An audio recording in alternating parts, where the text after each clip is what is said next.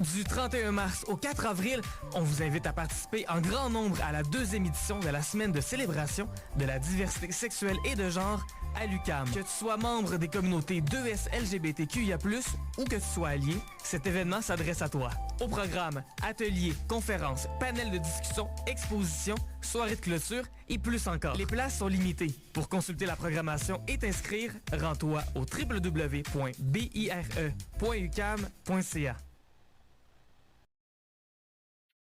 Au cœur de la ville intérieure.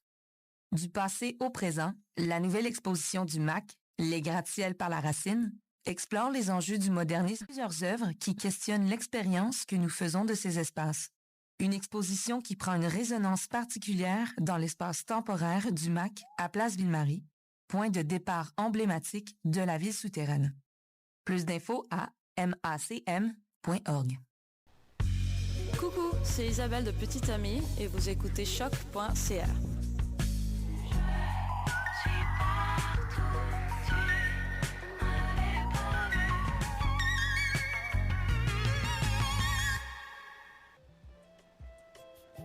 L'énergivore en direct. Bonjour et bienvenue à l'Énergivore en direct. Mon nom est Maud Charlebois et je serai pour encore une fois ton animatrice pour l'Énergivore en direct. Donc aujourd'hui, nous avons reçu Marilyn en studio et nous allons parler de l'intervention à travers la danse. Marilyn, ça va être à ton tour de te présenter. Bonjour tout le monde, moi c'est Marilyn Lemire. Je suis danseuse professionnelle et créatrice de contenu. En gros. Super. Fait que dans le fond, aujourd'hui, comme à toutes les fois, on va parler du lien entre la santé mentale et la danse. Et Marilyn, entre autres, a fait 5 ans d'intervention à travers la danse avec Prima Danse, si je ne me trompe pas. Exactement. Est-ce que tu voudrais plus en parler un peu de ce que c'est Prima Danse? Ce qu'on a fait, oui. Dans le fond, Prima Danse, c'est un organisme à but non lucratif et on utilise la danse comme moyen d'intervention sociale, donc pour sensibiliser, pour atteindre certains objectifs de social, de bien-être physique, mental, émotionnel, social à travers la danse. Fait qu'on se dirige, on se déplace partout à travers les écoles, les centres communautaires, différents centres aussi, des fois de femmes, etc. Donc, à travers le Québec, même, je suis allée au Yukon pour aller faire les ateliers. Quand même! Donc, on utilise la danse là, pour aller sensibiliser les jeunes et moins jeunes, des personnes âgées, des personnes avec qui vivent avec un handicap, peu importe, on touche tout le monde, donc on utilise la danse pour le faire, dans le fond. En gros. Ah, super, c'est vraiment intéressant. Mais là, pour commencer, avant d'aller dans le vif du sujet, on va apprendre à te connaître. Donc, le concept derrière l'Énergivore en direct, c'est le concept de l'athlète énergivore. Donc, un athlète énergivore, qu'est-ce que c'est? C'est une personne qui est énergivore, donc de plus en plus, elle dépense de l'énergie et elle en consomme, de plus en plus, elle en a à dépenser. Donc, je me demandais si toi, tu t'associais à ce terme-là. Oui. Ben dans le fond, toute ma vie, genre depuis que j'ai 7 ans, j'ai commencé la danse. J'ai toujours aimé le sport, premièrement. Puis, je suis une fille qui aime ça, faire les activités aussi dans la vie de tous les jours, comme je suis très active. Fait que, mettons, la danse, ça me permettait de dépenser mon énergie, mais de aussi me remplir d'énergie en même temps, de remplir toutes sortes d'affaires en moi à travers la danse, mais aussi les sports en cours d'éducation physique. Fait que oui, moi, je suis une grande consommatrice d'énergie et dépensière d'énergie. Là. Fait que oui, c'est l'énergivore, c'est moi. Tu t'associes toi aussi au terme de, dans le fond, de plus en plus tu vas dépenser l'énergie, on dirait que de plus en plus t'en as. Exactement, ouais, full ça. Moi aussi, c'est la même chose. C'est pour ça que j'ai inventé ce terme-là. Je me suis dit que ça serait une bonne idée d'en faire un mot. Mais c'est quand même nice parce que c'est facile à comprendre, là, mettons. Moi, j'étais comme, j'ai pas besoin de chercher énergivore, ça veut dire quoi? Genre, je fais juste comme carnivore, ça mange de la viande pour s'énergiser. Ben, énergie, c'est la même chose. Énergivore, même affaire. Tu utilises l'énergie pour la dépenser, mais aussi pour te ressourcer. Tu vois, t'es la première invitée qui me demande pas c'est quoi. Ah, ben, tu vois, moi, en tout cas, je sais pas, là, j'ai fait ce lien-là facile. Je me suis dit, c'était ça, puis si c'était pas ça, j'allais te le demander en direct. Parfait, ça. En fait, je suis là pour ça. Je suis là pour répondre à tes questions. Trop nice. Bon, on va continuer pour bien apprendre à te connaître. En fait, le concept, c'est le lien entre la santé mentale et le sport. Fait que je me demandais pour toi, ça voulait dire quoi, le lien entre la santé mentale et le sport? Ça veut dire vraiment beaucoup de choses. Il y a beaucoup d'études qui démontrent que dépenser de l'énergie, bouger, on est un être un être vivant qui a besoin de bouger pour se sentir mieux dans sa peau, mais aussi le sport permet d'avoir des contacts sociaux, de développer une estime de soi aussi, si on se projette avec des objectifs qui sont réalisables, accessibles. Ça permet beaucoup d'atteindre certains objectifs en soi qui permettent de se développer.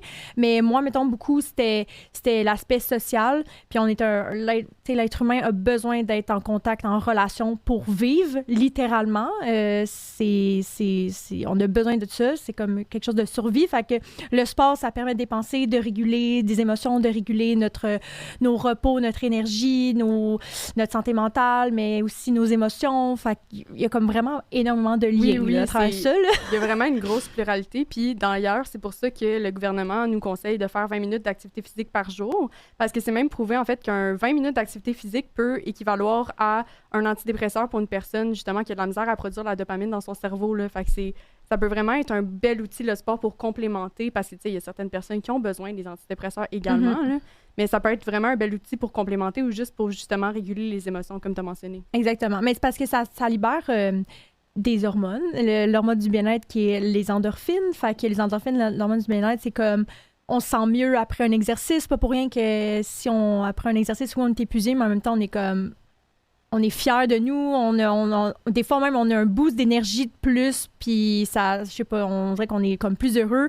Après, ça libère aussi d'autres hormones comme la dopamine, la sérotonine qui permettent de réguler les émotions, réguler aider même à la dépression, à l'anxiété, le stress, tout ça. Fait que en tout cas, c'est full bon. Là. On pense que 20 minutes, c'est rien, mais juste de marcher, si tu stationnes un peu plus loin, genre pour aller à ton épicerie, ça peut aider à ton exercice physique de chaque jour. Là. Oui, 100%. C'est pas obligé d'être comme un gros effort physique que tu fais pour justement t'aider à aller mieux. Là. Ça peut juste être justement d'aller prendre l'air, d'oxygéner ton cerveau, puis également, ça va t'aider à avoir une meilleure santé mentale juste en bougeant ton corps puis être moins sédentaire dans tes habitudes de vie. Là. Exactement. Juste de prendre des pauses aussi. Moi, je travaille full assis, puis je l'ai vu là, dans mon énergie, mais juste de prendre des pauses régulièrement puis de juste marcher, même si tu n'as pas besoin de sortir chez vous, tu veux juste marcher chez vous, genre faire quelques petits jumping jack. Là, ça peut aider, là, mais ouais, c'est full important. Non, je suis vraiment d'accord avec toi là-dessus. D'ailleurs, c'est pour ça que j'ai fait le podcast. Je me suis dit que ça allait sensibiliser les gens à ce sujet-là, puis aussi sensibiliser les gens à regarder le point de vue qu'un athlète, c'est pas parce que justement il fait du sport puis qu'il y a des belles habitudes de vie qui vont nécessairement bien. Il y a comme aussi une pression de performance quand tu performes et tout. Puis c'est sûr que toi, tu dois le vivre là, en étant danseuse professionnelle. Là. Ouais, exact. C'est dans tous les sports ou tous les milieux. Si on est trop...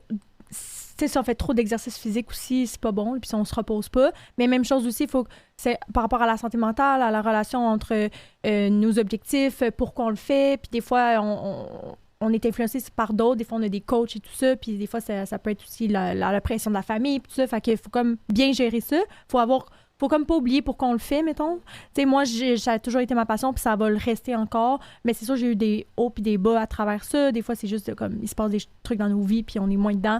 Mais des fois, c'est comme, tu sais, j'ai déjà fait de la compétition aussi, puis ça, c'est un autre monde. Faut comme bien s'entourer aussi, parce que si on s'entoure pas bien, mettons, même de nos coachs, ou tout ça, même de notre famille, ou nos amis, c'est là qu'on peut tomber dans l'ombre, puis comme on peut... Ouais, ça peut être fatal, là, tu sais. Il peut y avoir comme des patterns malsains qui se créent là, dans ton environnement sportif, là, tu sais, surtout la danse. Moi, je pense aux habitudes alimentaires malsaines, là, c'est quand même assez fréquent. Là. T'as-tu déjà été face à des habitudes de vie malsaines dans le monde de la danse, toi? Mettons, là, tu as parlé de l'alimentation. De ce côté-là, pas tant. Pas vraiment. J'ai toujours eu comme une bonne relation avec ce côté-là. C'est juste, mettons... Oui, j'ai fait de la danse, mais aussi pendant la COVID, je me suis beaucoup entraînée chez moi. Puis c'est là que j'étais comme vraiment assidue, mais j'avais aussi un plan alimentaire. Puis là, je comptais mes affaires. Puis là, à un moment donné, je me stressais parce que j'étais comme, si je m'entraîne pas tel jour, si je calcule pas, si j'arriverai pas à mes objectifs. Puis je trouvais comme, moi, j'étais pas une athlète du gym ou de ces sports-là, mais déjà là, je voyais comme, j'étais déjà stressée. En danse, c'était pas l'alimentation, c'était plus... je voyais tellement la danse comme, OK, ça va être ma carrière, mettons. Ça va être genre ça que je vais gagner le plus gros de ma partie de ma vie, puis tout ça. Ce qui n'est pas le cas présentement. Là, je comble avec ça, mais c'est pas le cas. Mais, fait que là, j'avais des objectifs vraiment élevés. Je faisais de la compétition, je me comparais beaucoup. Fait que c'était comme plus des pensées un peu malsaines ou un peu toxiques avec ça. Intrusives, peut-être? Ah ouais, intrusives, ouais, c'est ça. On dirait que j'avais pas confiance. Puis, tu sais, je trouvais que c'était avec un groupe, là, je trouvais qu'on était un groupe quand même fort. Je veux dire, on gagnait des places, on gagnait des podiums, fait année après année, puis je me disais comme pourquoi j'ai pas cette confiance-là. Mais ça affectait, tu sais, pas juste moi, ça affectait aussi mon groupe, mais je me disais pourquoi je me compare quand on est dans une compétition, puis c'est juste, faudrait que ce soit une compétition avec nous-mêmes, de genre, on s'est amélioré depuis l'année passée, blablabla, puis on a discuté beaucoup de ça avec Prima Danse dans les écoles, puis des fois, on a travaillé aussi avec des groupes de danseurs, danseuses, mettons, puis il y avait ça aussi, de la compétition, fait que c'est on dirait de déconstruire ça puis de revenir à la base, tu sais. Fait que, mais après ça, j'ai quand même eu une bonne relation avec la danse puis avec mes pensées, dans le sens que c'est encore mon sport, je l'aime encore mon sport, puis je veux encore continuer à le faire, puis ça a pas été comme... Ça a été des petites passes, mais ça... Tu sais, il y en a des fois qui aiment plus leur sport, puis ça devient comme, non, je veux plus toucher à ça, c'est stressant. Il y a comme un espèce de lien négatif qui se crée par rapport à l'expérience que tu as vécue, là. Exactement. Mais moi, ça s'est relativement bien passé, même à travers les petits bas qui se sont passés là, dans mon parcours, mettons. Là. Mais d'ailleurs, tu apportes un bon point. Pourquoi est-ce que tu danses? Oh mon Dieu! Je peux commencer par pourquoi j'ai commencé à danser. C'est avec, quand j'avais 6-7 ans, ma grand-maman m'a inscrite à la danse, puis c'était comme mon premier sport, tu sais, dans la vie. Puis ça a été mon sport, tu sais. Puis j'ai toujours aimé ça. Puis je pense que j'avais aussi une facilité d'apprendre, une facilité c'est ça, d'apprendre. Fait que j'avais une bonne confiance en moi, même si j'avais 7-8 ans, on peut en avoir une, là. Fait que, tu sais, quand t'es bon dans quelque chose, même si c'est nouveau, on dirait t'es plus motivé, tu développes peut-être t'apprécies plus ce sport-là. Comme dans une matière, quand t'es plus bon, des fois, t'apprécies plus ça. Puis après ça, ça a juste continué à comme... Je me faisais des amis à la danse. J'ai jamais fait de la danse comme à l'école. C'était tout le temps comme dans une école externe, une école de danse, mais pas à l'école scolaire. Puis j'ai toujours comme... Je me suis fait des amis. Je trouvais que j'apprenais rapidement. J'étais allée rapidement dans des groupes plus forts. J'ai été aide prof aussi jeune, 10-11 ans. Fait que ça aussi, c'était le fun. Je me trouvais valorisée par ce sport-là. Mes parents aimaient ça aussi, me regarder, puis tout ça. Fait que je pense que j'ai toujours une bonne relation avec ça. Puis plus vieux aussi ou plus vieille, tu sais, il y a des gens, ou peut-être des fois ma famille, qui me disaient « Ah, mais tu sais, quand tu vas vieillir, peut-être que ce sport-là, tu vas un peu le lâcher, tu vas te concentrer sur les études. » Mais on dirait que j'étais tellement convaincue, j'aimais tellement ça, c'était tellement ma passion, que j'étais comme « Je vais vous prouver que je vais toujours concilier école-travail et danse, puis je vais réussir dans les 3 aspects de ma vie. » Et je trouve que j'ai réussi, je continue encore. J'ai continué à danser jusqu'à l'université, même avant de faire la télé-réalité, je faisais de la danse. Après la télé-réalité, j'ai fait de la danse. Fait que, je sais pas, je trouve que j'ai toujours progressé aussi. Quand tu progresses, atteindre des objectifs, ça te permet de... Même si ton objectif, c'est pas genre d'aller à LA puis danser pour Beyoncé, ou même si c'était ça, mon objectif, mettons, mon rêve le plus grand, je réalisais toujours un petit objectif de plus que je m'améliorais, puis je continuais là-dedans.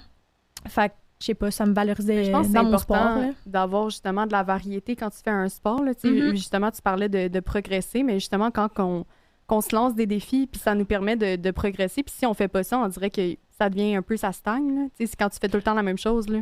Il y a différents comme...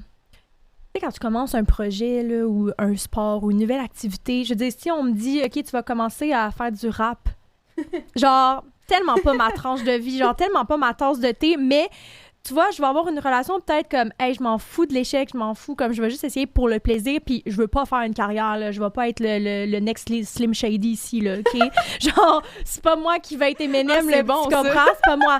Mais mettons, fait que même chose en danse, exemple, moi, j'avais l'objectif de quand même d'avoir des contrats plus tard, de travailler là-dedans, que ça soit ma carrière, versus il y en a que c'était comme hey, moi je fais ça pour le plaisir, c'est plus c'est le côté loisir. Ouais, loisir versus compétitif, tu sais, on voit souvent ça. Fait que je m'en rappelle plus c'était quoi ta question, mais dans le sens oui, c'est ça. C'est que mettons moi je voulais progresser, tu sais. Il y en a qui veulent s'en foutent s'ils progressent pas, mais en tant qu'humain, je trouve que quand on progresse, ça nous valorise à quelque part, même si on n'a pas l'objectif de le faire, mais quand on pratique, je veux dire, à un moment donné, on s'améliore. Puis moi, j'ai pas réalisé, là, des fois, je faisais des vidéos, je faisais des concours à l'école de danse et tout ça, puis c'était de l'extérieur qui me disait « Hey, tu t'es amélioré de l'année passée, j'ai vu une différence », puis des fois, tu réalises pas, mais c'est tellement valorisant pour l'estime de soi que je pense tu sais, même si, mettons, je fais du rap, mon premier verse, ça se peut que ça Le soit rap à de chier. Marilyn. Ah, le rap, vous voulez voir ça, hein, le rap? J'aimerais ça. Mais peut-être la semaine prochaine, mon petit couplet va être un peu meilleur, puis genre, même si j'avais pas l'intention de m'améliorer comme je me suis améliorée, puis c'est valorisant, fait que je pense que ça tient une passion, puis ça tient d'être motivé à quelque part là-dedans, tu sais. 100%. Puis je pense aussi la progression, ça l'insinue qu'il va y avoir des embûches. Ouais. Puis je pense que d'avoir des embûches dans ton milieu où tu es à l'aise de base, ça te permet de t'améliorer aussi, puis de grandir là-dedans. Puis je pense que c'est justement, quand tu es capable d'avoir la résilience, de te relever après tes embûches, que justement, tu es capable de t'améliorer encore plus, puis de te donner encore plus des plus gros défis parce que tu as déjà réussi à te dépasser à travers ton premier défi. Je sais pas si ça fait du sens. Ça fait full de sens. Je suis full d'accord avec ça. Faut se donner des objectifs réalisables. Puis quand après, c'est ça, quand on vit des petits bas ou des échecs ou je sais pas moi, tu pensais que tu allais réussir ce contrat-là, tu pensais que tu allais gagner ça, tout ça. Ben après ça, la bonne attitude, c'est toujours de faire comme, OK, mais qu'est-ce qui n'a pas fonctionné? Comment je peux m'améliorer? Puis de pas le prendre trop personnel non plus, là, de le prendre juste comme ils sont là pour m'aider, puis ils me le disent là, dans la compétition, qu'est-ce qu'il faut améliorer pour la prochaine compétition. Fait que, faut pas comme se mettre à terre puis j'enseigne taper sa tête. à des jeunes la danse, puis c'est ce qui est plus difficile à leur faire comprendre. Ouais. On dirait, tu sais, quand mettons, je les regarde danser, puis je suis comme, écoute, replace ton bras ou fais telle affaire, mais on dirait que c'est difficile pour eux de comprendre que c'est bien intentionné, de justement leur dire de s'améliorer, tu sais. Puis je pense que c'est ça pour tout le monde, en fait, dans la vie. Quand on reçoit des commentaires un peu plus... Oui, c'est ça, des critiques. On dirait que c'est difficile d'accepter la critique puis de se rationaliser par rapport à cette critique-là, tu sais. Puis, oui, effectivement. Puis surtout, c'est que, tu sais, moi aussi, là, quand j'ai reçu des critiques, il y en a que j'étais full, genre, parfait, il n'y a pas de problème. Il y en a que je l'ai pris un peu plus personnel, mais ça vient avec, c'est quoi l'importance que tu donnes à cette activité-là? Tu sais, la danse, moi, c'est comme, ça fait partie de ma personnalité, là. Genre, je me décris par ça aussi. Mais le rap, tu me dis une critique, je vais jamais le prendre personnel, là. Genre, tu vas me dire, hey, change-moi ça, je vais faire, hey, pas de problème, je vais te changer. Marilyn. Non, mais Slim Marilyn is gonna change, là. Non, mais pour vrai, si quelqu'un, c'est pas important pour toi, ou c'est pas grave, c'est pas important, puis tu reçois une critique, tu vas, c'est sûr que tu vas plus t'en foutre, tu vas plus comme, hey, c'est correct, ben oui, je m'y connais pas. Mais il faut aussi avoir cette attitude-là, même si c'est quelque chose qui est important pour toi. Puis c'est normal, des fois, que ça te blesse un peu plus parce que c'est comme ça blesse une partie de toi, là, tu sais. Ben oui, 100%, tu sais. Ben moi, en fait, ce qui fait partie de moi, c'est le sport. Puis si on me dit du jour au lendemain, comme, écoute, Maud, tu peux plus faire de triathlon, par exemple, ben là, mon cœur serait brisé, là, tu sais. Si on me dit, ou quand j'étais jeune, j'ai dû arrêter la ringuette. Mais pour moi, la ringuette, c'était vraiment, ça faisait partie de mon identité, puis j'ai dû arrêter parce que j'ai fait comme une 4e commotion. Là. Oh mon Dieu! Non, mais t'aurais dû voir aussi, j'ai arrêté 1 an la danse à cause qu'on a déménagé. Puis moi, je veux dire, on était dans une école de danse, il y avait aussi comme mes sœurs qui dansaient avec moi à un moment donné, là, mais on a changé de justement, là, de ville, mais qui est pas trop loin. Là, on est allé de Pointe-aux-Trembles à Repentigny, pas trop loin. Mais on savait pas l'école de danse si elle allait aussi à Repentigny. Elle avait plusieurs centres. Fait que pendant 1 an, mon Dieu, j'ai tellement pleuré. Je suis allée au spectacle, puis j'étais comme, d'habitude, c'est pas moi qui est assis, là. D'habitude, c'est moi qui est sur la scène. J'avais tellement pleuré, puis j'étais comme, je peux pas faire de danse. Fait que je comprends que toi, c'était aussi physique, là. Oui, mais le neuropsy me prit dans son bureau et me dit, tu ne peux plus faire de la danse. Puis moi, j'ai vraiment été fâchée contre. Oui, la ringuette, pas la danse. On parle de danse depuis tantôt. Ah ouais, non, mais thank God qu'on fait moins de commotion en danse, là, mais ouais, faut prendre ça au sérieux. C'est justement pour ça que j'ai commencé à la danse. Ah, ben tant mieux, oui, ben oui, tu m'avais dit que tu faisais de la danse aussi, ben toi, t'étais plus contemporain, hein? Ouais, ben c'est ça. J'ai commencé avec le contemporain, puis après, avec les années, on dirait que je me suis plus mis dans le funky pour aider avec mon acceptation de moi, là. On dirait qu'en ayant comme une attitude quand tu danses, qui est moins dépressive, parce qu'on s'entend, le contemporain, souvent, c'est des émotions un peu plus tristes, là. Ah oui, j'en ai fait des compétitions et c'est très beau, mais oui, le contemporain est plus dans les émotions plus deep, là. Oui, exactement. Fait que je pourrais dire que j'acceptais vraiment beaucoup ma peine. Ah, c'est bon, c'est pas très bon. Mais peut-être pas, genre, assumer à 100% mon corps puis qui je suis. Puis je pense que le funky, c'est ce qui me... En fait, le funky un peu plus type sexy, genre heels, c'est ce qui m'a permis vraiment plus de m'accepter à travers la danse, justement, là. Puis tu trouves que ça a rapport avec un peu... Est-ce que tu trouves que ça fait un lien avec l'intervention par la danse, genre, un peu? Ah, ben oui, vraiment. Ouais. Mais justement, c'est ce que d'intervention Ouais. à travers la danse. Là. C'est ce que j'ai fait, mais c'est ça, tu l'as dit dans le sens que la danse, ça permet... Et je pourrais en parler pendant des heures, mais... Mais vas-y, c'est Non, là oui, qu'on c'est c'est ça, pour là mais qu'on est c'est ça. là, Mais là. moi, tu sais, pendant 5 ans, je travaillais pour Prima Danse, puis pourquoi on faisait ça? Parce qu'on sait que le mouvement, la danse, permet de réguler nos émotions, d'exprimer nos émotions de façon non verbale, de sensibiliser, de prévenir la violence, d'avoir une meilleure confiance en soi ou de comprendre son corps. Fait que c'est pour ça on a fait, ben ils en font encore, là, si je travaille plus là, mais ils font encore des ateliers à travers différents milieux, vulnérables, pas vulnérables, pour tout le monde, en fait, tout genre.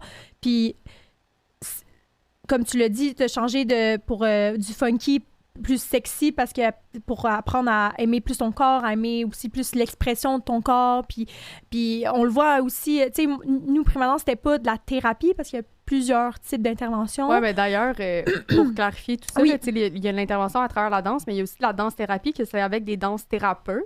Mhm. Puis ça prend une certification pour ça. Marlene, dans son cas, je sais pas c'est quoi nécessairement ces certifications, on va lui demander d'ailleurs, mais avec la danse, elle utilisait cet outil-là pour faire de l'intervention un peu plus avec les jeunes, mais c'était pas nécessairement de la danse-thérapie. Exactement. Enfin, faut vraiment faire la différence. Ben moi, dans le fond, j'ai étudié en psycho à l'université. J'ai fait un bac. Puis j'ai presque complété ma maîtrise, mais je l'ai pas complétée. Mais à travers ça, j'ai travaillé pour Prima Danse. Puis on a des formations d'intervention avec différents milieux, différents publics, mettons, différentes personnes. Fait qu'on apprend comment intervenir avec un groupe. Nous, c'est toujours avec un groupe, by the way. Quand c'est des danses-thérapies, ça peut être seul ou en groupe, mais on fait... Tu sais, nous, c'est... Comment on construit nos ateliers, c'était comme...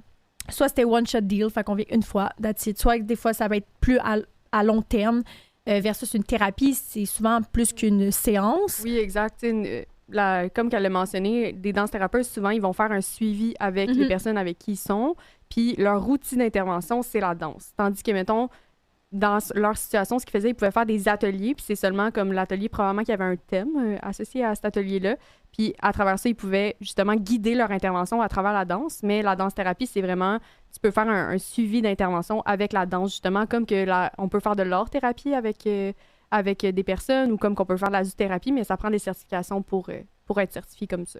Exactement. Fait que nous, on n'est pas dans une ordre professionnelle, on a des formations... excusez-moi, on a des formations qui nous permettent de sensibiliser les gens. Puis notre moyen de sensibilisation, c'est la danse, c'est le mouvement, en fait, OK? On a longtemps dit danse, des fois, on dit aussi mouvement, parce que des fois, ça fait peur, le mot danse, là. Mais le mouvement, tu sais, fait que on n'a pas de suivi, on n'a pas de diagnostic, mais on sait que ça fait du bien. On sait qu'on voit des résultats, même dans l'atelier de 1 heure, 1 heure et demie qu'on a. Puis des fois, on a des résultats aussi à long terme quand on vient plus. Des fois aussi, ça dépend.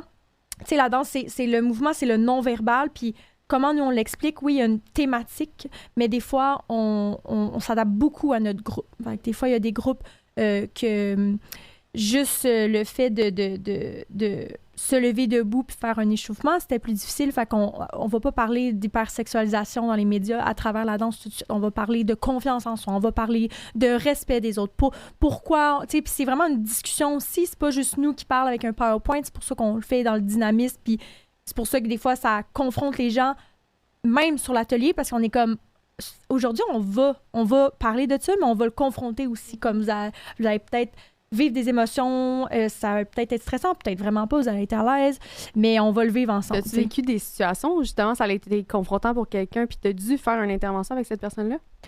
Mon Dieu, ben j'en ai plein, je veux dire, on a différents groupes, mais tu sais, ce qui est plus, on dirait, on travaille tout le temps en duo, mais ce qui est plus, on dirait, valorisant pour nous, c'est quand on a un groupe plus difficile, ce que ça soit dans la discipline, juste de pas parler en même temps que nous, ou des groupes plus difficiles qui veulent vraiment pas danser. Avoir des troubles de comportement, probablement, là. Oui, ben on travaille avec toutes sortes de clientèles, des écoles aussi qui sont dans des milieux différents également, fait que ça, on voit comme, on s'adapte vraiment, ça c'est notre je sais pas comment dire, mais notre mantra, là, l'adaptation à notre groupe, là, qui est l'adaptation à notre groupe, puis dans le respect, puis dans la discussion.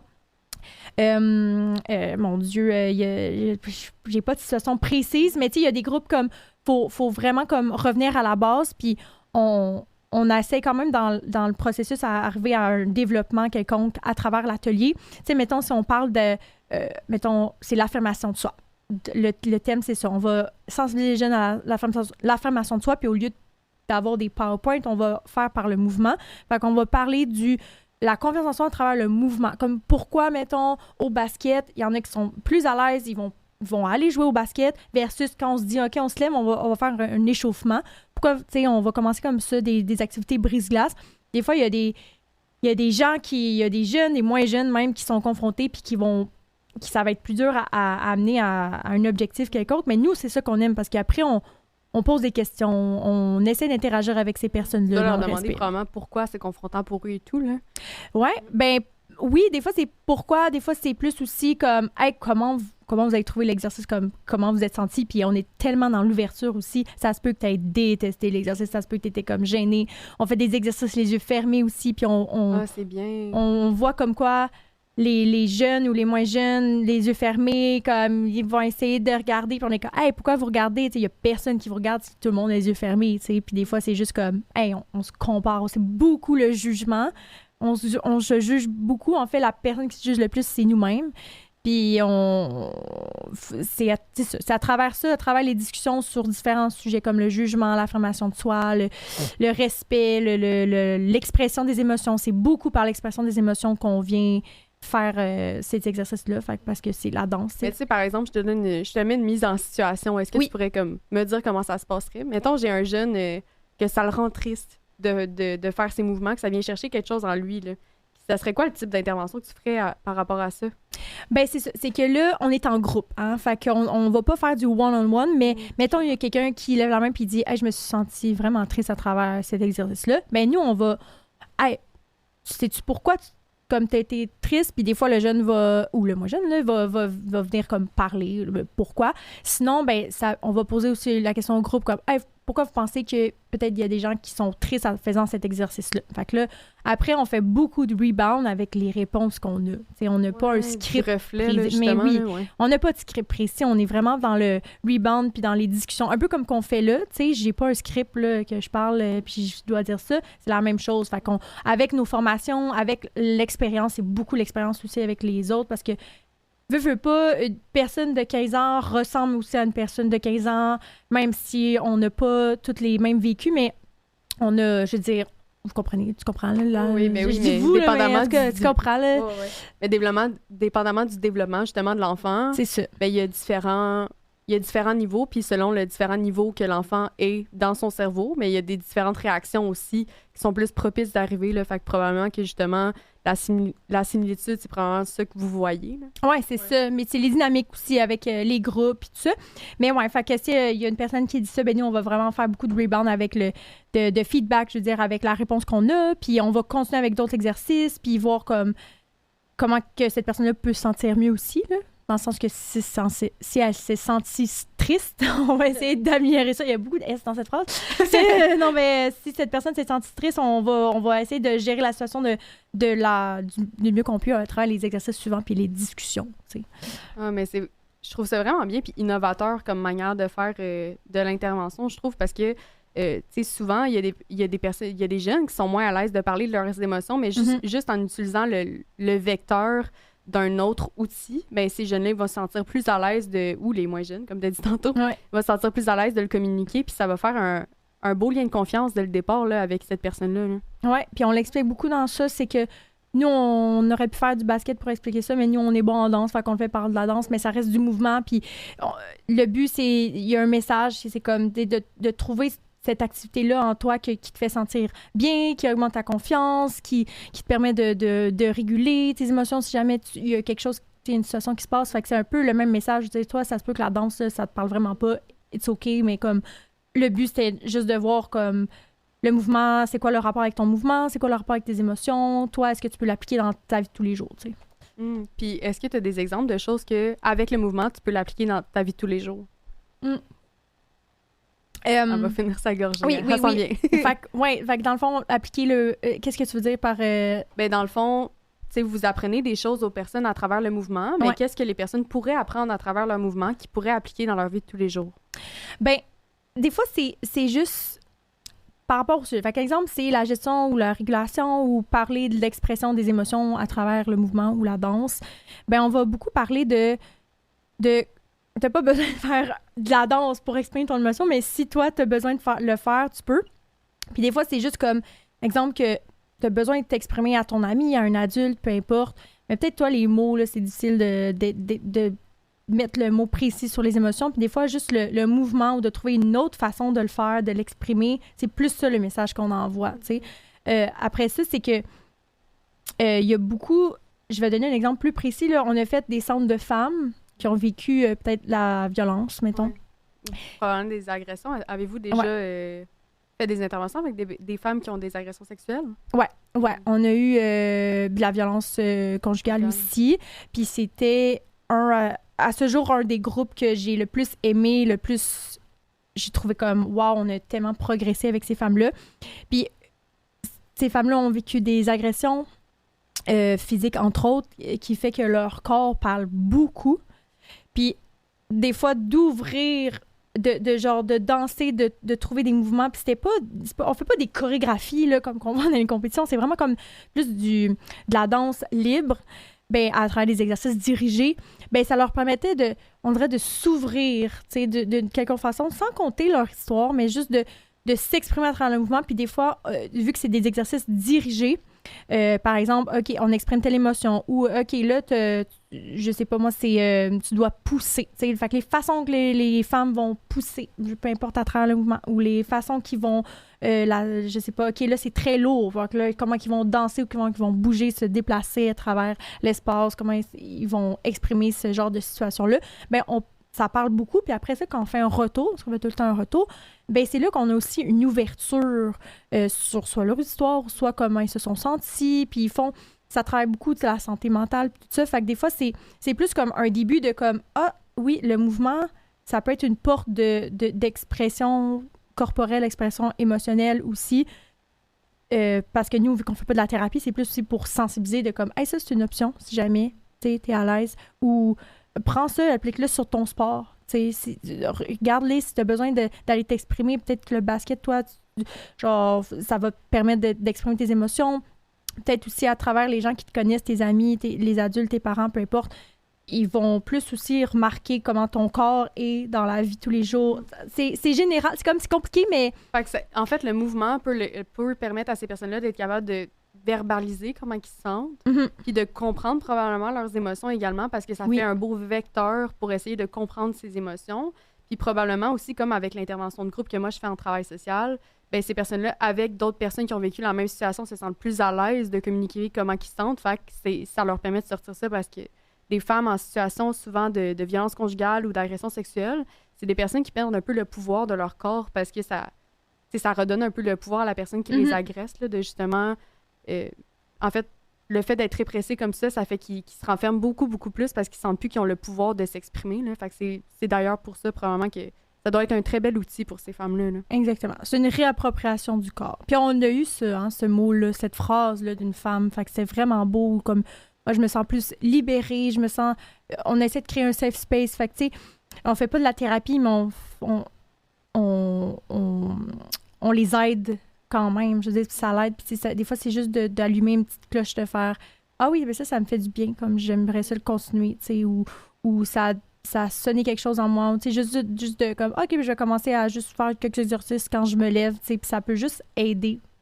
Fait que ça, c'est pour ces femmes-là, mais c'est applicable pour tout le monde, là, aussi, selon leur situation, là. Ça pourrait même peut-être les inspirer à faire des signaux quand ils se sentent pas bien à d'autres personnes, là. Ben oui, full.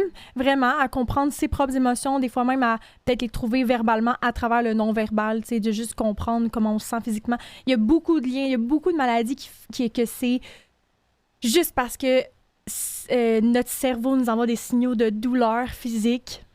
On n'a pas de vraie douleur physique, on n'a pas de vraie blessure, par exemple. C'est juste la connexion. Fait que nous, on essaie de connecter le corps et l'esprit ou le cerveau, nos émotions, ensemble pour que ça fait cœur puis qu'on comprenne plus notre corps. Ben d'ailleurs, c'est prouvé que, tu sais, comme, mettons, ton estomac, c'est un cerveau émotionnel. Comme, mettons, ton cerveau, quand que ça va pas bien, ben ton système immunitaire, il y a plus de chances qu'il soit affaibli, là. Fait que, tu c'est beau de justement de redonner la connexion avec ton cerveau puis ton corps parce que ça peut donner la reconnaissance de ces émotions à ces personnes-là puis les aider de justement reconnaître c'est quoi vraiment leur vraie douleur. Exactement. C'est en plein ça. Puis c'est pour ça que j'aime ça. C'est pour ça que je pourrais en parler des heures et des heures. Puis c'est pour ça que j'étudie aussi en psycho. C'est vraiment intéressant. Puis j'ai été passionnée par ce travail-là que j'ai fait environ 5 ans. Ah, c'est vraiment beau. Puis, mis à part les femmes, est-ce que tu avais d'autres... tu sais, d'ailleurs, je pensais tantôt, tu parlais de donner un outil de parole à des personnes non-verbales, mais je me disais, avec les jeunes, est-ce que des fois, vous faites des formations aux parents pour les aider, mettons, chez eux, avec un jeune qui a un trouble de comportement? Ah, ben ce jeune-là pourrait s'exprimer de cette manière-là, ça pourrait vous aider ou des choses comme ça? Je sais pas si vous faites ça. Moi, quand j'ai travaillé là, on n'a pas fait de formation de ce genre. Ça pourrait être intéressant. Mais je veux dire, ça pourrait être des projets futurs, je ne sais pas si à ce jour ils en ont fait, mais oui, on essaie de travailler aussi avec les universités, d'essayer de promouvoir aussi ce genre de service-là. Mais on travaille avec les jeunes aussi, mais on travaille aussi avec les gens qui ne parlent pas aussi, qui ont un handicap soit physique ou mental. Il y en a qui... C'est ça. On a travaillé avec toutes sortes de personnes que nous, on a adapté nos interventions, nos objectifs, nos ateliers, nos exercices. Puis ça donne aussi des outils à ces intervenants aussi qui sont là dans le milieu, mettons, là, qu'il y a des intervenants. Bien, ça leur donne aussi des exercices puis des idées de parce que des fois, aussi. Vous aviez peut-être des accompagnateurs qui venaient avec les personnes? Oui, il y a tout le temps quelqu'un, ou sinon il y a un prof, tout ça, bien, ils peuvent comment on dit ça, s'inspirer de nos exercices ou s'inspirer du message, de comprendre, puis tu sais, de juste comme, moi, dans ma classe, je vais commencer juste à faire un exercice de mouvement avant de commencer, puis des fois, c'est juste ça. Oui. Des fois, ça va être dans d'autres comme, OK, ils ont fait ces exercices-là de libre, puis fait juste donner des petites des petites indications de comme, OK, là, c'est juste des mouvements avec des bras dans les airs, puis ça juste les voir bouger, puis ça permet d'avoir un petit avancement puis un petit objectif comme un petit peu à la fois. Fait que ça donne des outils, mais on n'a pas fait de formation avec des parents ou des profs. Mais on a déjà fait un congrès sur, je pense, les intervenants en milieu... peut-être l'intervention sociale. Là. En tout cas, je ne me rappelle plus. C'était un congrès. Puis on est allé donner un atelier. J'étais à Sherbrooke. On est allé donner un atelier sur ce qu'on faisait pour donner des outils puis qui posent des questions. Fait que un peu, mais c'était pas aux parents, mais aux intervenants, mettons. Fait que dans le fond, c'est de sensibiliser que ça peut être un autre outil d'intervention, là. Oui, un autre exercice, ouais. C'est juste de mettre tout ça dans leur poche, puis d'autres interventions. Il y en a que ça va marcher, puis il y en a que ça va pas marcher. Fait que s'il y a un jeune ou un moins jeune, là, tout le monde, mettons, c'est la danse, c'est le mouvement qui aime, c'est la musique qui aime, si tu savais pas, puis là, nous, on rentre, on a ça, puis là, t'es comme, bam, mon Dieu, ce jeune-là, cette personne-là, c'était ça qu'il fallait. Nous, on a fait notre devoir, tu sais. D'ailleurs, vu que c'est un organisme à but non lucratif, est-ce que les services que vous donnez étaient gratuits pour les personnes qui demandaient vos services? Dans le fond, ça dépend. On a beaucoup de subventions. Mais après aussi, on a des ateliers que vous pouvez acheter sur le site. Mais sinon, on a beaucoup de subventions aussi selon les projets qu'on a. Fait que ça peut être accessible. Puis sinon, aussi avec le budget de l'école, souvent c'est dans des écoles aussi, ça dépendait. Sinon, les centres communautaires, des fois, ils ont des subventions. Fait que, en fait, il y a les deux. Fait qu'il y en a que c'était gratuit, il y en a que c'était pas gratuit. Ils veulent comme utiliser notre service. Fait quoi, les deux. Ah, mais c'est vraiment bien. Puis je me demandais d'ailleurs, est-ce que tu pourrais donner un exemple d'évolution de quelqu'un qui a vécu vos services un peu? Tu me dis que tu avais vu l'évolution de certaines femmes à travers l'intervention, à travers la danse. Est-ce que tu pourrais donner comme un exemple? Mettons, je veux dire, le centre de femmes, mettons, juste dans un atelier, au début, on parle, puis des fois, ça peut faire peur, puis ils parlent pas beaucoup, mais je veux dire, à travers les exercices qu'on fait dans l'atelier, on a des discussions, puis là, on les voit plus parler. Il y en a qui s'ouvrent plus. À la fin, il y en a qui nous remercient, qui sont tellement reconnaissants de nous. Fait que ça, déjà, c'est une évolution. Après, j'ai un autre exemple qui est tout le temps là dans ma tête. C'est un jeune dans une école que, son prof est comme, j'ai très calme ou genre, j'ai jamais vraiment vu cette personne-là faire de la danse ou comme s'épanouir là-dedans. Puis cette personne-là, au début, voulait pas vraiment. Après, elle commençait à danser ou à essayer quelques exercices parce qu'on n'oblige personne, Mais des fois, on fait des compromis. On est comme, OK, regarde, tu fais pas l'échauffement, le prochain, essaye-le, tu sais. Puis c'est beaucoup par comment on dit ça, les récompenses positives, c'est ce qu'on dit?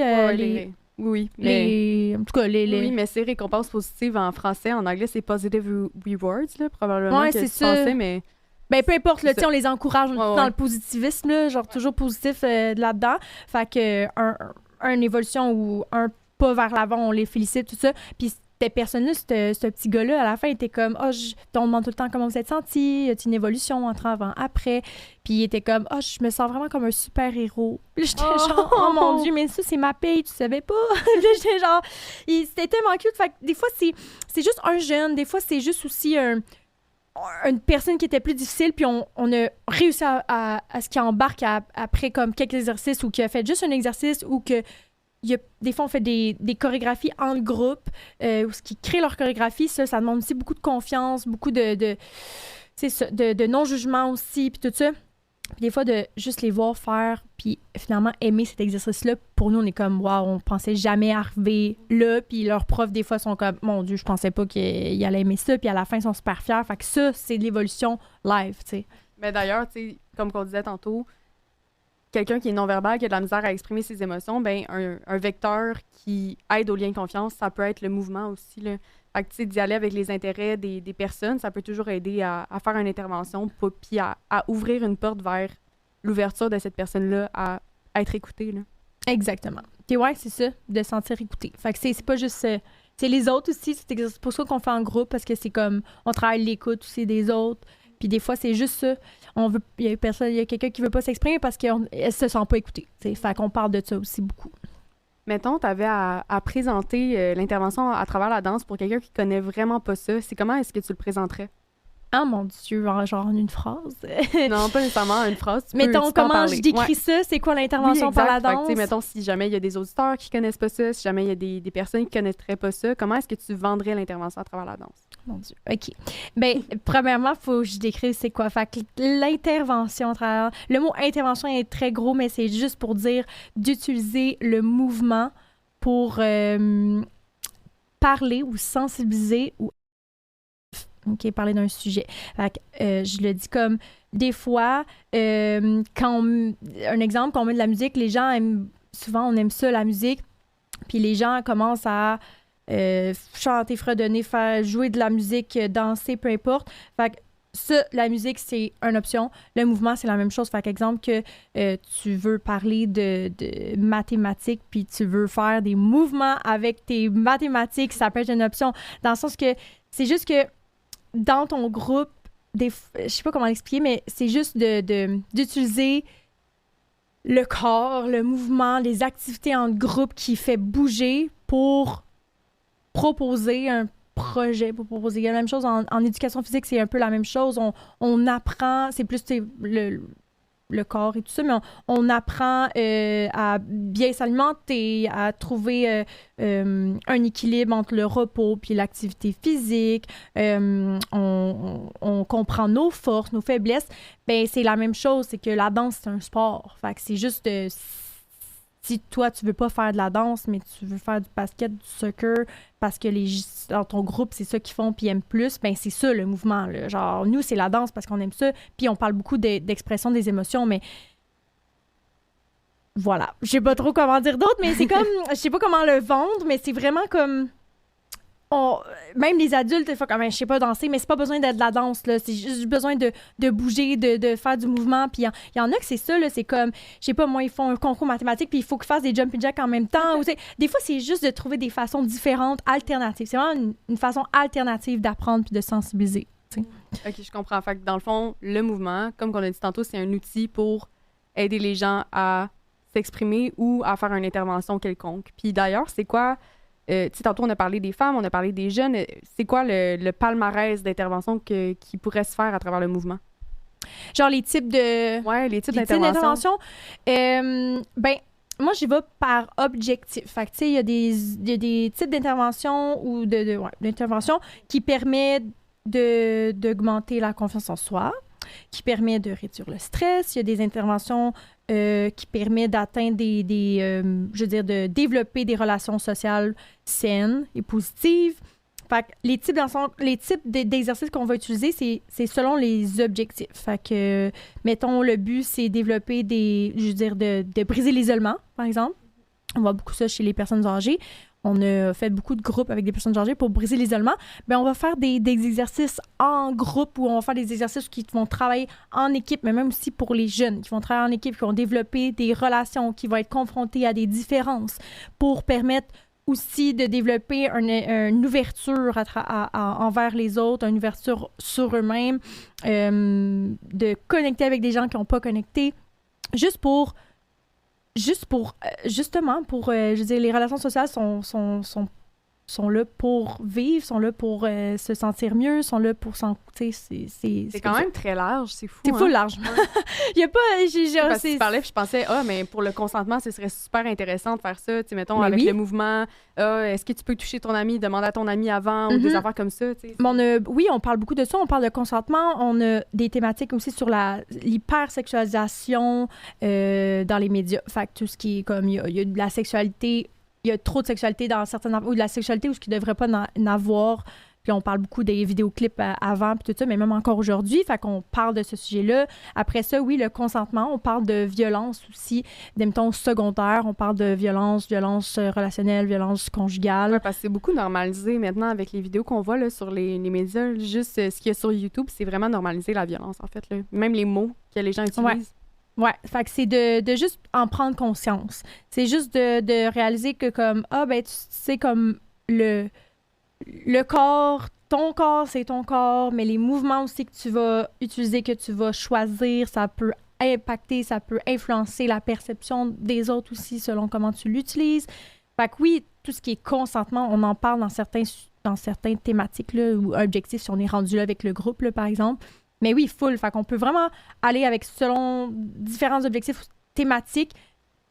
Puis moi, je suis sûre que je serais capable de toujours plugger le mouvement là-dedans. T'sais. Ah non, je suis d'accord avec toi. Là, il reste un petit peu moins que 15 minutes au podcast. Ça l'a passé quand même très rapidement. C'est très rapido. C'était rapido presto. Fait que là, je me suis dit qu'on pouvait peut-être parler un peu plus de la danse. Puis toi, ton parcours en tant que danseuse, tu veux pas, t'es l'invitée, on veut apprendre à te connaître. Fait que vas-y, parle-moi un peu de ton parcours. Oui, fait que moi, j'ai commencé à l'âge de 7 ans. J'ai commencé à faire de la danse acrobatique. Fait que je faisais des renversés avant, arrière, des ponts, des splits en plus finir. OK, on m'appelait la fille pas douce. OK.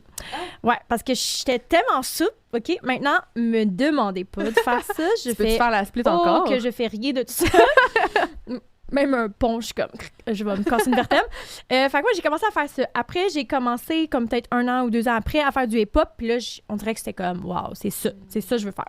Fait que j'ai continué là-dedans. J'ai fait un cours de contemporain ici et là. J'ai fait du jazz, du street jazz, tout ça. Mais vraiment, là, après, je suis tombée dans le hip-hop. J'ai fait beaucoup de compétitions également. Moi, j'allais à l'école Martine Simard. Danse, c'est dans l'est de Montréal et aussi Repentigny, Rivière-des-Prairies. C'est quand même assez connu, cette école-là. Ouais? Ah ben, tant mieux. Moi, je la connais, là. Ah ben, tant mieux. Ben, c'est ça. J'ai fait toutes mes années là, j'ai jamais changé d'école. C'était ma famille. Fait que j'ai continué là, j'ai fait du hip-hop, on a fait des compétitions. Puis après ça, à un moment donné, j'ai commencé à aller comme à Montréal, prendre des cours, des drop-in, des cours ouverts à tous.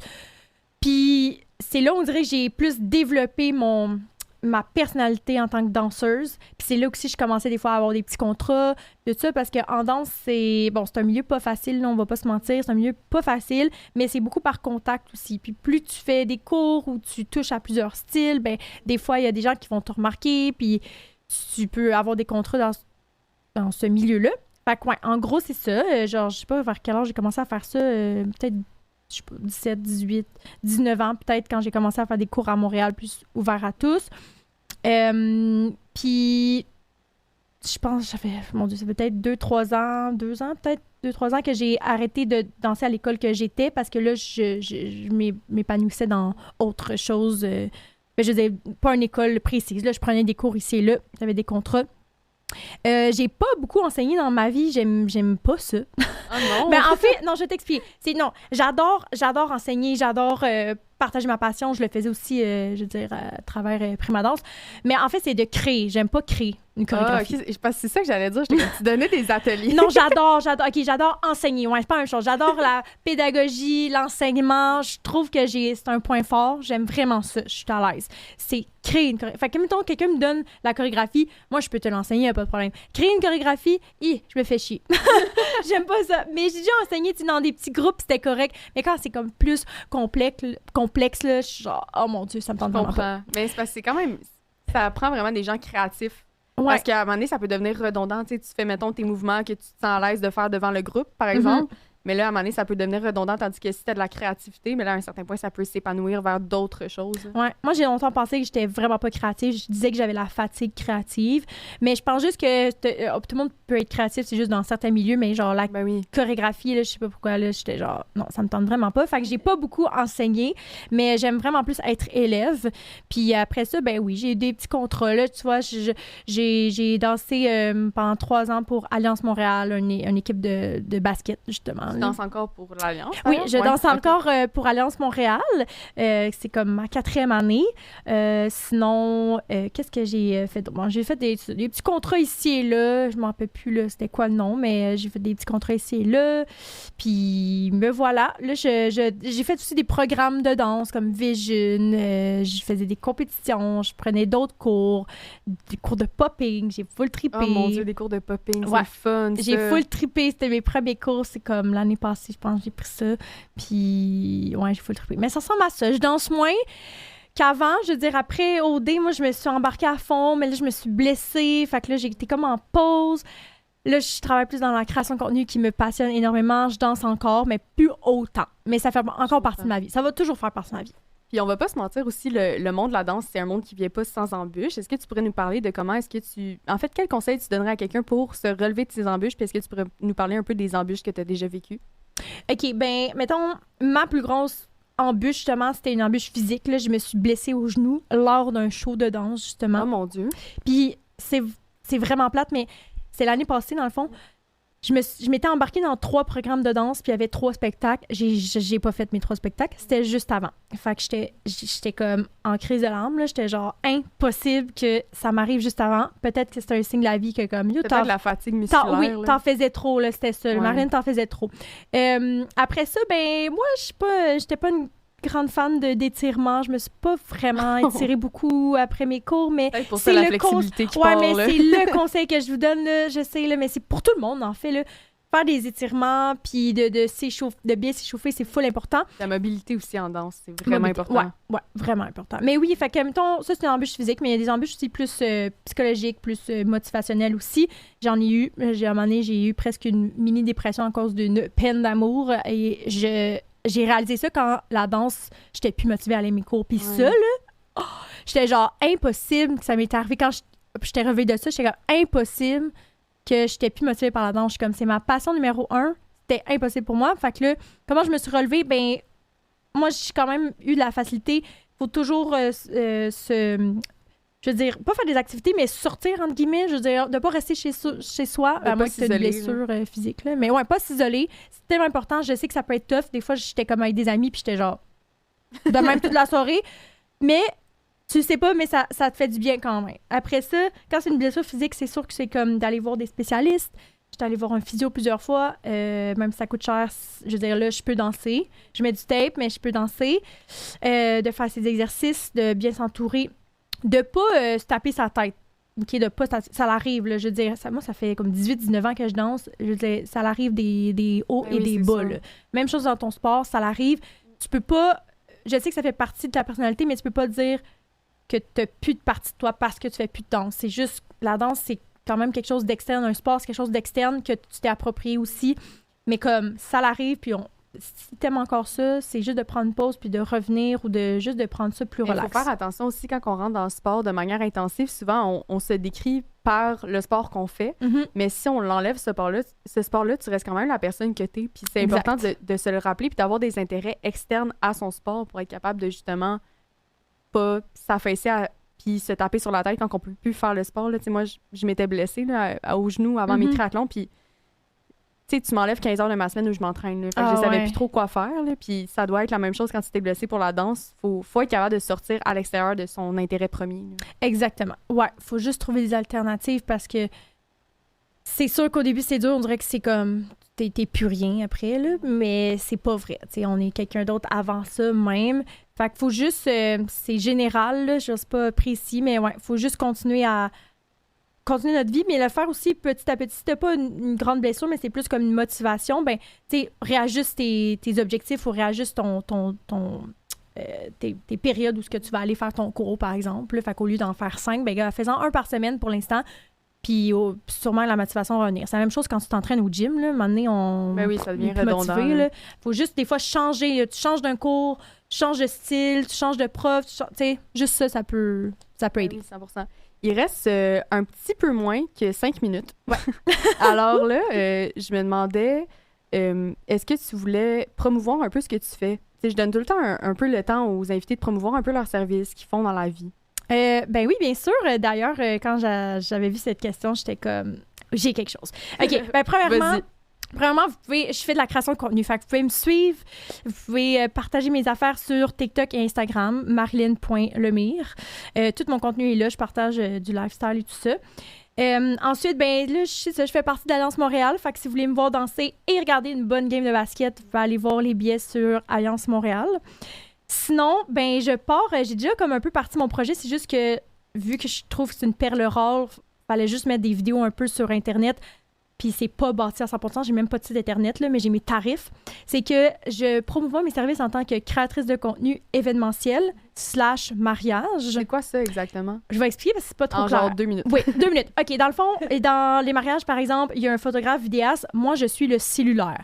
Fait que je filme les BTS, les behind the scenes, plein de photos, vidéos illimitées mais non retouchées. Je suis comme la fille qui va prendre ton mononcle sous sur la piste de danse. Là, okay? Tu vas avoir des behind the scenes, des bloopers, mais des moments touchants. Je vais faire des recaps. Je vais faire si tu veux, des trends. Là. Mais si toi, tes réseaux sociaux, tu veux des trends, je peux t'en faire. Si t'es pas réseaux sociaux, tu veux juste des souvenirs qui vont être prêts 24 heures plus tard ou une semaine après ton mariage, c'est ça que je fais. Mais même chose pour des événements. T'as une compétition, t'as un événement, un congrès, puis tu veux un souvenir de ça, tu veux un recap, tu veux juste des photos, tout ça, t'as une fête, t'as un bachelorette, un gender reveal. Moi, je peux m'occuper de ton cellulaire, t'as pas besoin de t'occuper de ça. En gros, c'est ça. Fait que la personne, elle peut vraiment enjoy l'événement qu'elle Exactement. vit. Fait que vous pouvez aller voir ça en bio là, dans mes réseaux sociaux, là, c'est tout là. Si vous avez des questions, ben, vous pouvez m'écrire aussi. OK, super. Puis, dernière question, est-ce que tu as apprécié ton expérience ou pas, là, c'est vraiment correct, au podcast?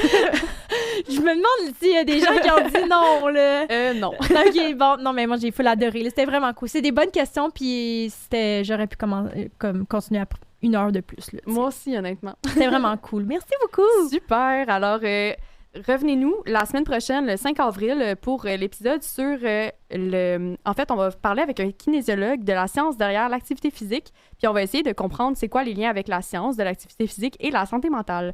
Alors, on se revoit la semaine prochaine. C'était l'Énergivore en direct.